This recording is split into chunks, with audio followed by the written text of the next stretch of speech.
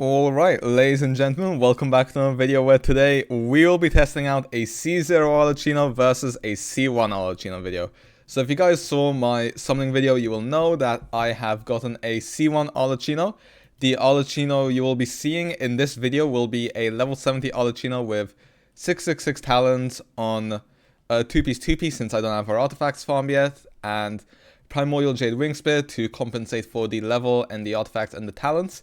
One thing I should point out is that actually I did do this earlier, but then the footage corrupted. So what's happened is the C0 gameplay will be at level 70, whereas the C1 gameplay will be at level 80. But I decided to take worse abyss buffs in order to equal them out a little bit, just so that it's a bit more fair. But anyway, we'll be focusing more on the gameplay differences rather than the damage itself, since there's no really point looking at damage itself since this is a level 70 ARLECCHINO.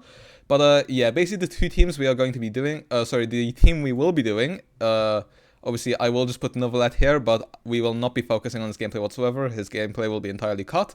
Instead, we will be focusing on ARLECCHINO, and we will be playing her in a mono pyro team with Zhongli. So I will be discussing during the C0 gameplay and then in the C1 gameplay the sort of differences, as well as the differences this can cause in team building. And yeah, without further ado, basically let's just get into the C0 gameplay straight away. Alright, so here we are, Chamber 1 second half right now.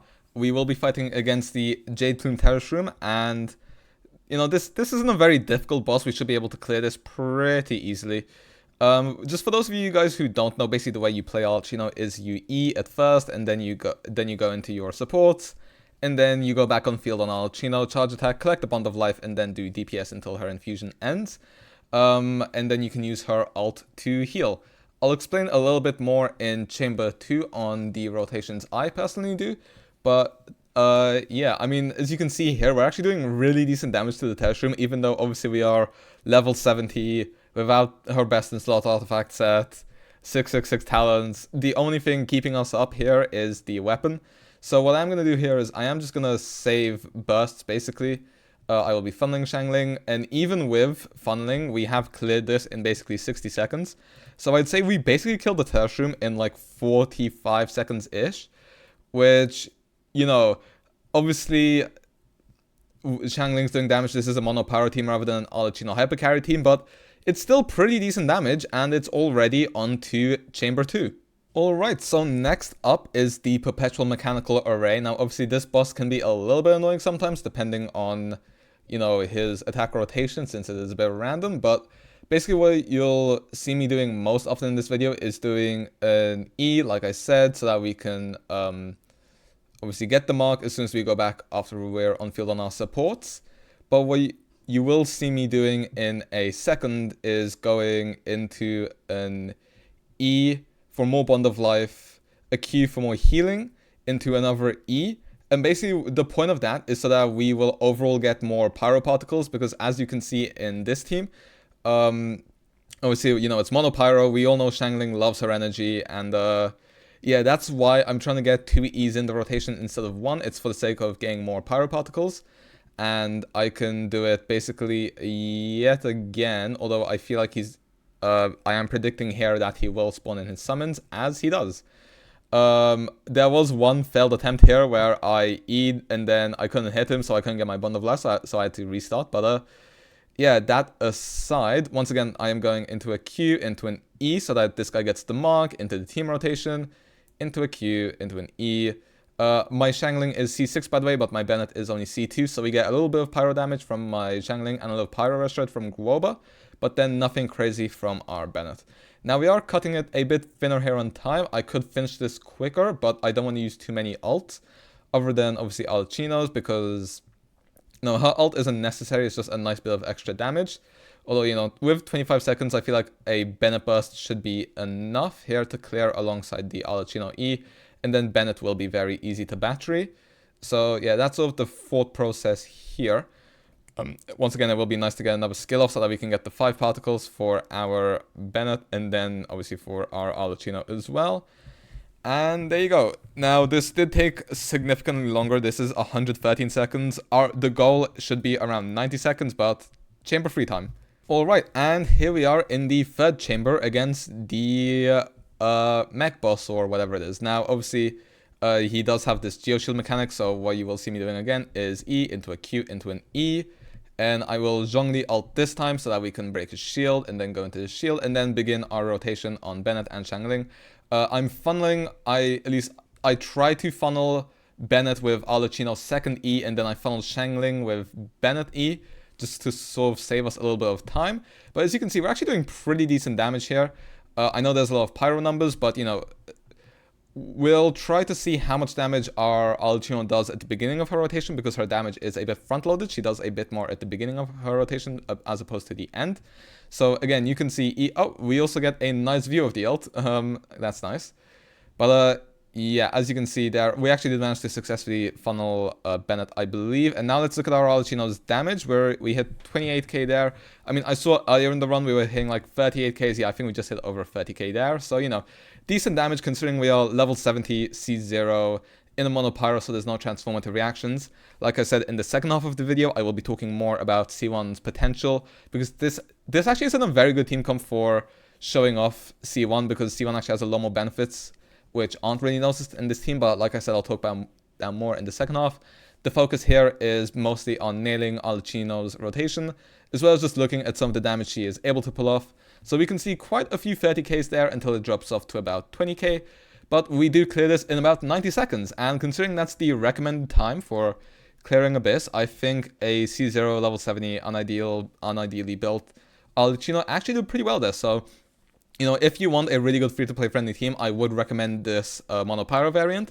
This is actually my favorite team to play Bennett and Xiangling together, because there is just so many pyro particles coming on from your ARLECCHINO, which is why I actually really enjoy this as opposed to like a child international team or whatever. But yeah, with that being said, we will now be moving on to the C1 after we C1 her. Okay, but now, ladies and gentlemen, let us share this amazing moment on camera.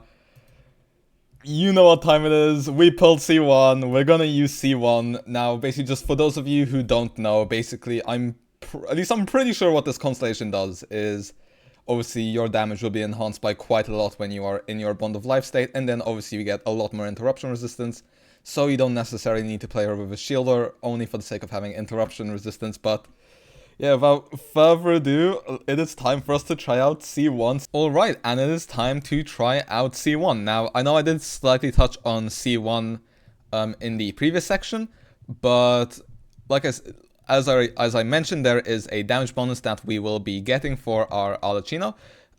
It will amount to about 20 to 25% increased damage, and as we can see here, we're already hitting 40ks on hits which aren't supposed to be our biggest.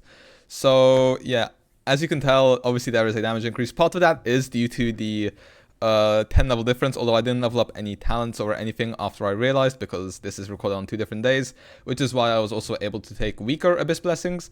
Although as you can see, this is going a bit more smoothly. We did kind of 2-cycle the guy last time. We are hitting near 50k right now, by the way, which is obviously decent damage considering we are not at her full potential. And yeah, we've pretty convincingly managed to 2-cycle this. So this will be a faster clear than we achieved on C0, but that's obviously to be expected. But I still don't think we've seen the full potential of C1, and I will touch on that a little bit more on Chamber 2. So let's move right onto that. Alright, so I have kind of touched on the increased damage we get from C1, although I do want to talk about one thing, and that's that actually this team isn't going to show off the full potential of ARLECCHINO's C1. And that's for 2 reasons. First of all, we're still running Zhongli, so basically there is no reason to have the interruption resistance from C1. And the second thing is that this is a mono pyro team where we aren't benefiting from many buffs, and the bonus damage would increase in accordance to, for example, if we were able to vape, get more damage bonus from, say, for example, a Kazuha. So to be fair, this team actually does sort of make the difference between C0 and C1 smaller. But at the same time, I think that just goes to show that this is a very good C0 team, which a lot of players are going to be able to play. Even if you don't have a Zhongli, you could run like a Tomo or something, or, you know, just basically any shielder. But yeah, I mean, everyone gets Bennett and Xiangling for free. If you get constellations, great. If not, that's fine. But yeah, so that's why I feel like this isn't really showing the true potential of ARLECCHINO's C1, but at the same time, she is still doing very respectable damage. I mean, here we just saw 65k there. Yeah, we're hitting 54k, 54k and 65k. Not looking at damage on the PMA when he's down because obviously that's increased. But we did manage to do a clear of about 20 seconds faster than C0. I think that was like 113. This is about 93 seconds, if I recall correctly. So yeah, obviously C1 is obviously helping us out here, but it's time for Chamber 3. Alright, and it is time for Chamber 3. Now, once again, we have basically touched on the differences between C0 and C1, so I'll be focusing more here on the rotation. Once again, you do see me going into E into Q. I did forget to do the second E, so I remedy that now. Unfortunately, wasn't able to catch the particles on Bennett, but that's not really a problem. Looking at the damage we do here, we are seeing 53, yeah, between 50 and 40k. So I will mention again, this is 10 levels higher, although the talents and artifacts are of course the same.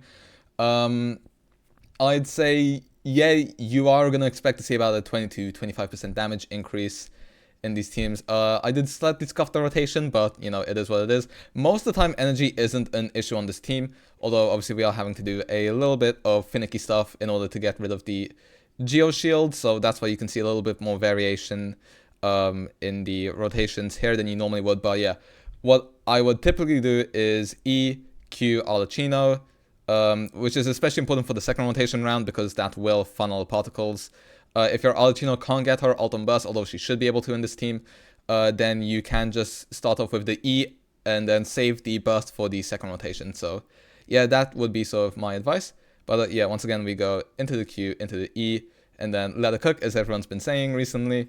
And then, yeah, just making sure you funnel. Most important, it's fine if you don't catch the ARLECCHINO particles on Bennett. That is more of just an insurance. But make sure to catch the Bennett particles on Xiangling, because Xiangling's burst can be a pain to get. So, yeah, that's my advice for a Mono Pyro team and some of my thoughts on C0 versus C1. So what we are going to do is I will sum up my thoughts and, you know, talk a bit more about C0 versus C1, whether I think it's necessary or not. And then we'll move into the character builds before the outro. So, yeah, I will see you guys in a second. Alright, so C0 versus C1, what do I think? Do you need C1? No, especially if you're running a shielder. If you're running teams with no interruption resistance whatsoever, C1 will be nice quality of life. Obviously, the damage bonus will always be useful, there's no question. But do you need 20 to 25% damage bonus in a game like Genshin? Not really, I don't think, especially if you can compensate for your second half. But obviously, if you do want your ARLECCHINO to do big damage, then C1 is always going to be nice. It is the biggest early constellation for her. It is more important than her C2, I would say, and her C3. And it's not until C6 that you get a more important constellation than her C1. Should you go for C1 or R1? I would definitely recommend C1 over R1 just because it is a bit more quality of life if you don't pair her with a shielder. And the main thing about not pairing her with a shielder is I could, for example, play a Kazuha on that team so that we can get more pyro damage for both our Xiangling and our ARLECCHINO, and that will be something I will be trying out as soon as I level 90 ARLECCHINO and get her talents up. I do plan on doing a full ARLECCHINO potential video, as well as an ARLECCHINO versus Neuvillette video, as well as a Blind Abyss video whenever the new Spiral Abyss comes out. So for all those videos, be sure to subscribe and stick around. But yeah, when it comes to my thoughts on ARLECCHINO, like I said, get her C1. If you're free to play, you don't have to get anything. If you really want to invest in your ARLECCHINO and can only pick one thing, only go for C1. C2 is not necessary, although there's another damage increase, and so is C3. But you know, C1 is more than good enough in my opinion. And then I wouldn't go for her weapon unless you really want it for the aesthetic. I mean, obviously it is her best weapon, but then you can also get a weapon like Jadewing Spear of the standard banner or Chronicled Wish when that's back. So that's sort of my thoughts on if it's necessary, but when it comes to its uses, it is definitely very useful, especially if you're not going to play her with a shielder. So like I said, yeah, her C1 just unlocks more team potentials, more damage. And am I very happy I got it? Yes, it is going to be amazing. It's going to feel great. I'm very happy I got it. but I don't want people to feel like it's necessary because it really isn't. Something like, for example, a Ryze C1 is more necessary to his gameplay. ARLECCHINO is very much complete without her C1, but if you do have it, enjoy it because it is going to be a nice increase to her damage. But yeah, that's my thoughts on the C0 versus C1 debate. When it comes to my ARLECCHINO build quickly, so you can see what we were working with, it's 67 crit to 209 crit damage. This is slightly lower in the level 70 version because crit ascension, but we did also have a crit damage buff there, so it should be roughly the same basically. And then when it comes to our artifacts, you know, they're nothing special here whatsoever.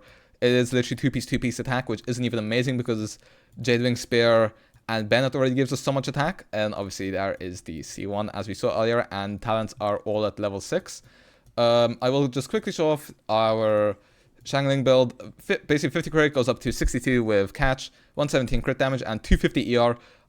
You can play 200 ER and then go for like an attack stance, but me personally, I just find it more comfortable if I go for 250 ER basically, just because, like I said, more comfort, and that's the main thing I prioritize.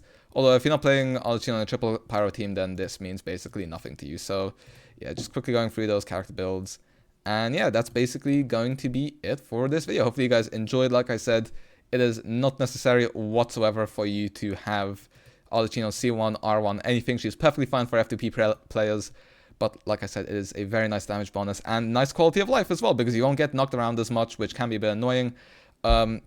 So yeah, the nice thing about C1 is it, obviously, first of all, the more damage, like I keep saying.